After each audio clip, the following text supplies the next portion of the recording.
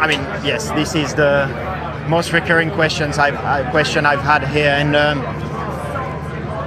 we have done mistakes of strategy in the past. I don't think this is a mistake. I think in those conditions, congratulations.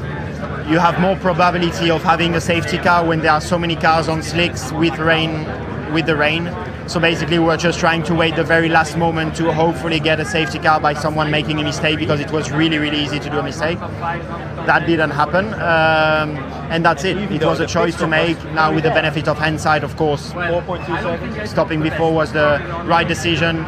Yeah, if there was someone doing a bit more of a mistake, then it would have been the right decision ours. So it's life. I don't call that a mistake though.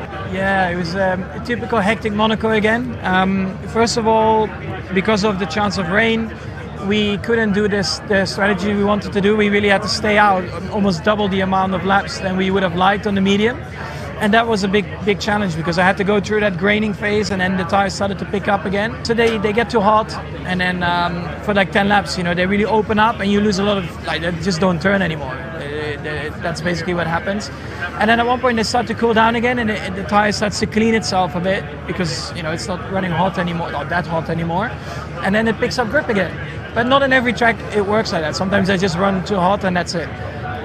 But here in Monaco, sometimes you can get through that phase, and luckily that's what happened today, and that's also what I really needed, because when you normally plan to do like maybe 30 laps, I did like 55. It was not the easiest. The balance from left to right as well from the tires was very different.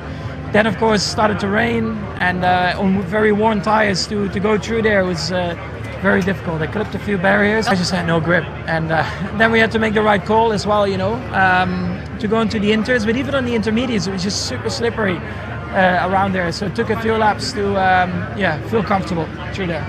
Well, P3 was definitely achievable today. I have only learned afterwards that my mistake wasn't shown on TV. I don't know if that was a positive thing or not, but the contact with Perez was afterwards.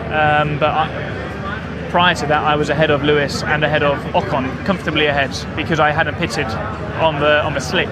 So those guys had pitted, they were behind me. I still had to pit to my medium, but obviously I went straight from the hard to the intermediate. So I came out P5 behind the Ferraris, but they were of course on slicks. So we were effectively P3 on the road.